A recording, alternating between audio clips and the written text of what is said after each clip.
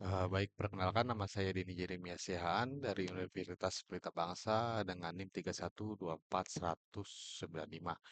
Dalam video ini saya ingin mempresentasikan mata kuliah saya yaitu interaksi manusia dan komputer, di mana saya akan membahas faktor manusia dalam IMK. Apa itu faktor manusia dalam IMK? Ya, jadi singkatnya faktor manusia dalam IMK ini adalah studi untuk memahami kemampuan dan keterbatasan manusia. Jadi agar kita bisa merancang aplikasi atau sistem komputer itu lebih mudah dan nyaman. Jadi komponen utamanya ada empat, yaitu ada input, proses, output, dan emosi. Untuk penglihatan ya secara sederhana, penglihatan itu otomata. Jadi dalam IMK itu ada fungsi dasar digunakan untuk melihat ukuran, warna, bentuk, dan tekstur. Untuk tantangannya itu biasanya mata terbiasa melihat tiga objek dimensi, tapi pada saat kita menggunakan komputer, mata dipaksa beradaptasi untuk memahami yang sebenarnya dua dimensi agar seolah-olah menjadi tiga dimensi. Ketajaman mata yaitu kemampuan mata melihat detail layar dengan jelas saat uh, saat bergantung pada tiga hal, yaitu kecerahan, brightness, kejelasan, luminance, dan warna. Lalu untuk pendengaran, jadi secara sederhananya peran pendengaran itu atau telinga sebagai salah satu input pada manusia.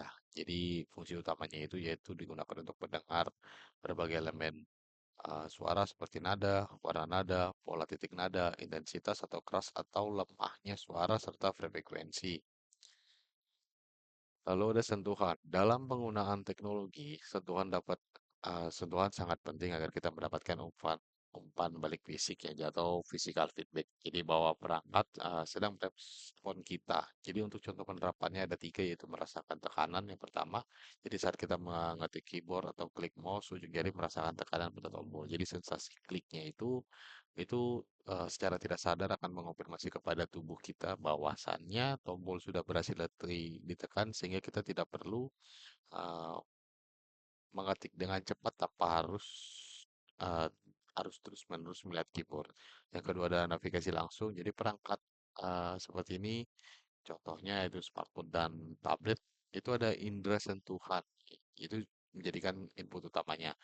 Saat kulit bersentuhan langsung dengan layar untuk melakukan gerakan seperti mengetuk, tap, menggeser swipe, atau mencubit layar pinch. Lalu yang ketiga ada umpan balik getar atau haptic feedback. Jadi kulit ini juga akan merasakan respon getaran, misalkan saat layar handphone bergetar saat kita menggetik keyboard virtual. Itu akan menirukan uh, tekanan fisik agar terasa lebih nyaman. Lalu ada memori atau otak. Ya. Jadi karena daya ingat manusia ini terbatas dan mudah lupa, jadi sebuah aplikasi harus didesain agar tidak membebani otak si pengguna.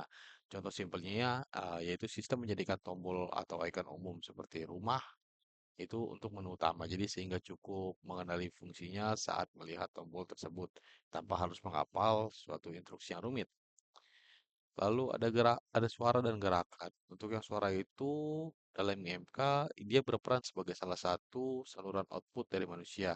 Jadi ini adalah cara pengguna memberi instruksi secara vokal. Contoh penerapannya itu biasa kita gunakan saat menggunakan fitur pencarian suara atau voice search.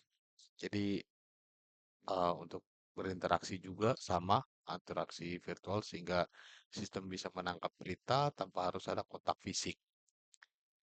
Lalu ada gerakan yang dimana ini juga merupakan saluran uh, output fisik ya. Jadi yang terbagi menjadi gerakan secara sadar atau gerakan refleks atau yang bisa dibilang tanpa sadar juga.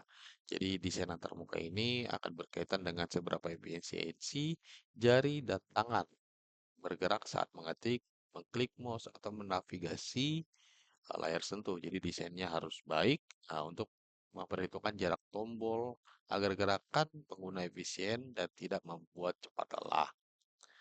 Lalu ada berpikir atau thinking dan emosi. Berpikir atau thinking ini adalah proses kognitif utama manusia. Jadi saat kita memakai aplikasi, pengguna harus merespon informasi, mengambil keputusan, dan menyelesaikan masalah.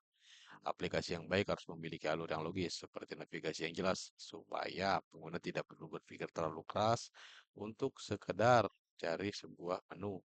Lalu ada emosi. Emosi ini adalah faktor yang sangat mempengaruhi kenyamanan interaksi, perasaan pengguna, seperti senang, bingung, eh, atau kesal. Jadi, menentukan pengalaman mereka sendiri. Aplikasi yang lambat atau tombol yang tersembunyi akan memicu frustasi, sedangkan desain yang rapi dan responsif itu akan memunculkan emosi yang positif.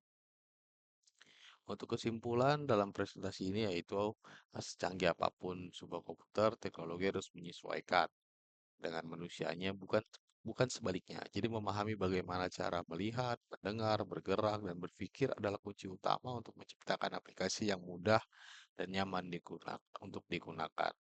Sekian presentasi yang bisa saya berikan. Semoga presentasi ini memberikan motivasi, manfaat, dan kemudahan untuk kita belajar interaksi manusia dan komputer.